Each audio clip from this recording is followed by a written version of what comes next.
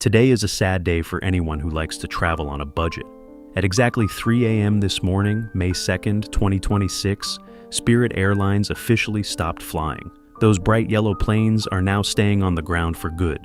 If you have a ticket for a Spirit flight today, the airline says you shouldn't even go to the airport. Their website is down, their customer service is gone, and about 17,000 people just lost their jobs.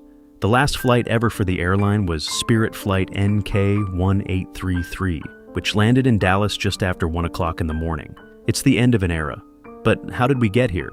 You might be surprised to learn that Spirit didn't start with planes. It actually started with trucks.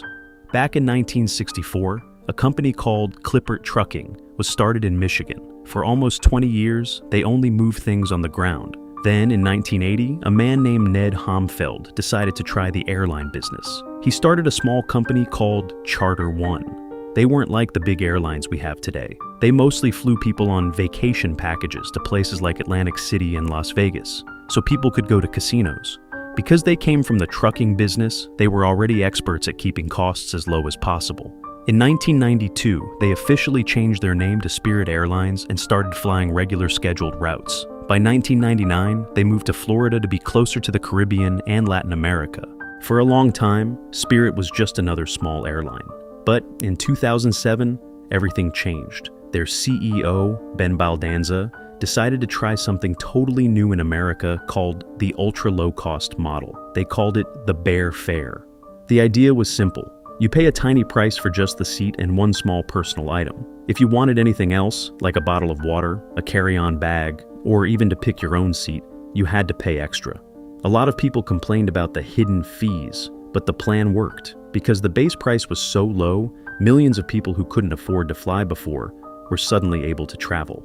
By 2014, Spirit was one of the most profitable airlines in the world. They grew and grew until they were flying to over 100 different cities. So if they were making so much money, what went wrong? It was a perfect storm of three big problems. First, the COVID-19 pandemic hit in 2020.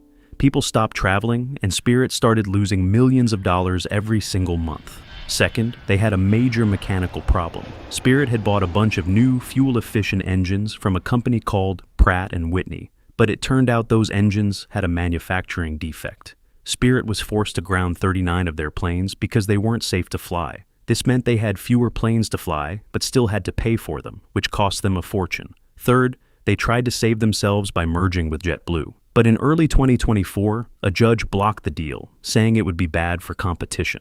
This left Spirit stuck with over $3 billion in debt and no way to pay it back. The final blow? The Iran war. Spirit tried to stay alive. They filed for bankruptcy twice to try and fix their debt.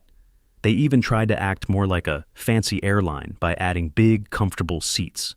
But then, the US-Iran war started in early 2026. This war made the price of jet fuel double almost overnight. For an airline like Spirit that already had very little cash, this was the final blow. They were losing between $10 million and $15 million every single week just on fuel costs. President Trump tried to work out a $500 million deal to save the airline, but the banks and the government couldn't agree on the rules. Last night, the board of directors finally met and decided they had no choice but to close the doors. The effects. What happens now?